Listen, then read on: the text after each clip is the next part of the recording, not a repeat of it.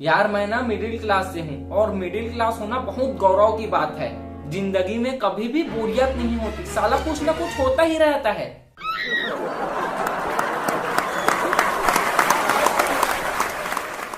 जैसे एक दिन मेरी दादी मेरे पापा और मम्मी के झगड़े को देखकर बोली कि पति पत्नी का रिश्ता ना साइकिल के पहिए की तरह होता है। तो मेरे पापा बोलते हैं कि अगर पति पत्नी का रिश्ता साइकिल के पहिए की तरह होता है तो क्या उसमें गर्लफ्रेंड जोड़कर उसे रिक्शा बना सकते हैं क्या?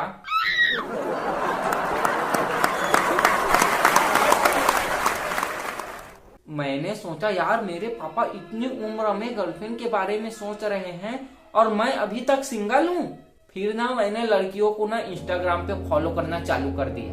मैं बहुत इंस्टाग्राम चलाने लगा, इतना इंस्टाग्राम चलाने लगा कि अगर इंस्टाग्राम के जगह ट्रक चलाया होता तो आज ट्रक घर का हो गया होता।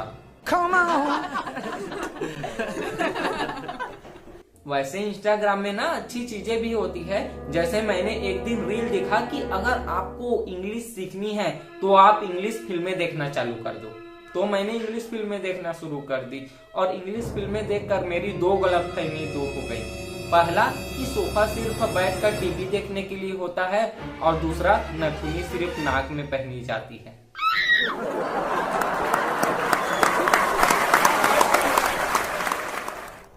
वैसे मुझे ना इंग्लिश स्कूल में सीखनी थी लेकिन मैं 10th फेल हूँ। दरअसल मैं ना जब हमारा 10वीं का एग्जाम था तो मैं बहुत घबराया हुआ था।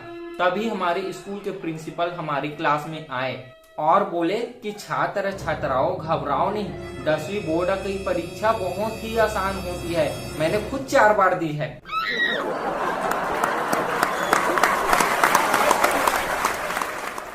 और उनकी बातें सुनकर मैं और घबरा गया और मैंने 10th का एग्जाम दिया ही नहीं। इसलिए मैं इंग्लिश फिल्में देखकर इंग्लिश सीख रहा था। खैर इंग्लिश सीखा नहीं।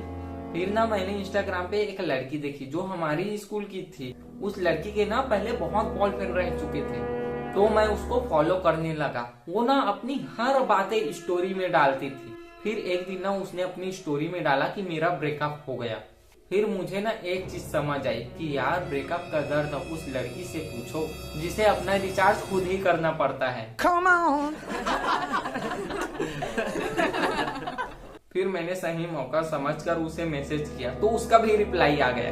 फिर वहां से ना हमारी दोस्ती शुरू हो गई। फिर एक दिन ना वो मेरे घर भी आ गई और जब वो घर आई तो मुझे एक बात का पता चला कि यार हम इंडियंस ना चाय के लिए थैंक्स नहीं कहते, कहते हैं ही ही ही ही। हमारी दोस्ती और भी गहरी हो गई। फिर एक दिन उसने मुझे सामने से प्रपोज करने का सोचा, लेकिन उसे डर लग रहा था क्योंकि लक्ष्मण जी ने भी सुपनाखा की नाक प्रपोज डे पे ही काटी थी। फिर अगले दिन उसने मुझे प्रपोज कर दिया, लेकिन यार मैं सोचने लगा कि इसके तो ऑलरेडी पहले भी बहुत बॉयफ्रेंड रह चुके थे, इसलिए उसका प्रपोजल मुझे ऐसा लगने लगा जैसे कि लक्ष्मी चिट फंड वाली अनुराधा मुझे प्रॉमिस डे विश कर रही हो।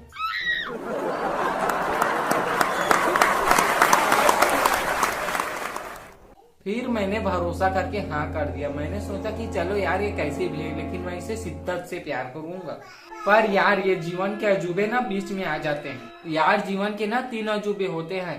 मन कपड़ा नहीं है फिर भी मैला हो जाता है, दिल कांच नहीं है फिर भी टूट जाता है, और लन में हड्डी नहीं है फिर भी खड़ा हो जाता है।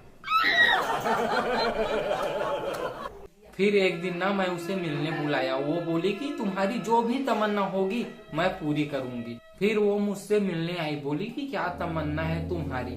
फिर मैंने उसके कपड़े निकाले और बोला फूल ऐसे हो कि जिसमें कांटे न हो और गर्लफ्रेंड ऐसी हो जिसमें झांटे न हो। फिर वो बोली कि गुलाब के फूल में कोई कांटे नहीं देखते और शॉट मारने वाले कभी झांटे नहीं देखते। Come on!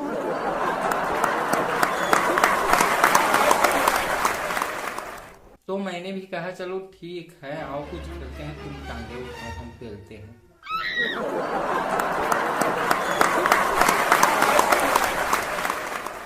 फिर वो बोली कि बेबी ऊपर ऊपर से बस करना। तो मैंने कहा चलो ठीक है। तो फिर कुछ देर बाद ना वो बोली कि बेबी मुझे भूख लग रही है। तो मैं उसे लेकर ना रेस्टोरेंट गया। वहां पे जाके कुछ देर बाद मैंने दाल फ्राइड ऑर्डर किया तो वेटर उसे तुरंत ले आया। मैं हैरान हूँ कि बोला वाह, दाल फ्राइड ऑर्डर करते ही ले आए, बड़ी तेज सर्विस है तुम्हारी, वेरी गुड। फिर वेटर ने भी मुझे बहुत शराफत से जवाब दिया कि सर, जब कोई ग्राहक 15 मिनट तक मेन्यू देखता रहे तो हम एडवांस में ही दाल फ्राइड रेडी करवा देते हैं। Come on! फिर मैंने दाल फ्राइड के साथ साथ अंडा भी ऑर्डर करवाया। फिर हम दोनों जब अंडा खाने लगे तो उसके अंडे में वो जो पीला भाग नहीं होता अंडा का, तो वो नहीं था, पूरा अंडा सफेद था। वो मुझे दिखाकर बोली कि बेबी ये देखो, ये क्या है, पूरा सफेद है। तो मैं बोला कि मुर्गी ने भी मुर्गे को बोला होगा बेबी ऊपर ऊपर से करते हैं।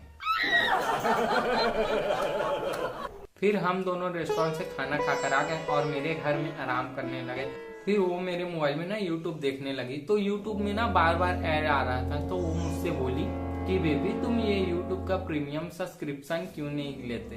फिर मैंने बोला अरे यार, हमने बचपन में 3 घंटे की पिक्चर 5 घंटे दूरदर्शन पर देखी है, और तुमको लगता है कि मैं यूट्यूब, जियो सावन और स्पॉटिफाई के कि ये 30 सेकेंड के एड के लिए उनका प्रीमियम सब्सक्रिप्शन लूंगा।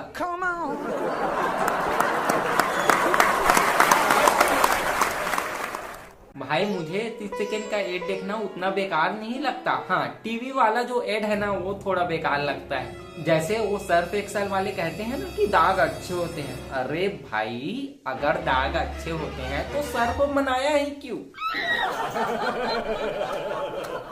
वैसे एड से याद आया, एक बार ना मैं टीवी पर केबीसी की एड देखने लगा तो मुझे ना वहाँ जाने का शौक चढ़ा और मैं जनरल नॉलेज स्टडी करता गया और मैं फाइनली केबीसी पे चला गया।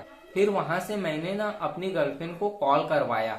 फिर अमिताभ बच्चन सर मेरी गर्लफ्रेंड से बोले कि नमस्कार, मैं अमिताभ बच्चन बोल रहा हूँ, कौन बनेगा करोड़पति में मेरे सामने बैठे हैं आपके बॉयफ्रेंड, आप उससे कुछ पूछना चाहोगी? तो मेरी गर्लफ्रेंड ने बोला कि मैं अपने बॉयफ्रेंड से पूछना चाहूंगी कि मेरे बापू ने खाना खाया।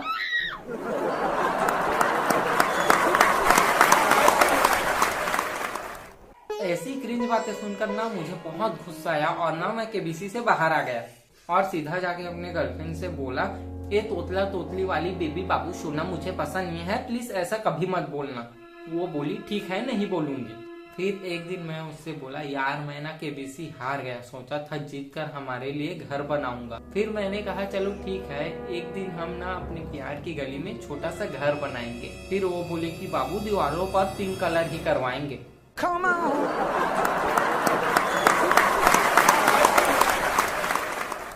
मुझे थोड़ा गुस्सा आया और कहा चलो ठीक है, पिंक कलर ही करवा देंगे।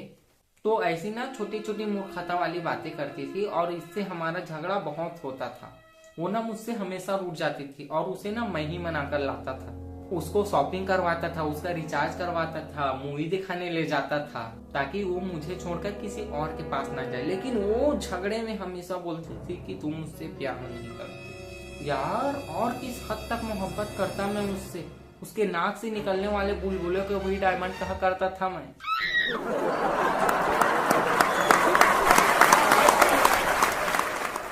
पर वो ना मुझे धोखा देकर किसी और के पास चली गई।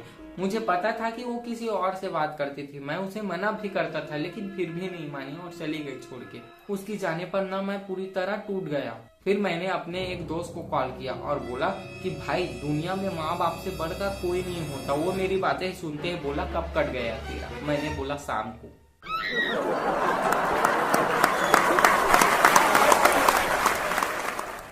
उसने मुझे कुछ समझाया और उससे बात करके मुझे समझ आया कि एक पुराना जिगरी दोस्त आपके लिए कुछ भी कर सकता है, बस वो आपकी इज्जत नहीं कर सकता। Come on!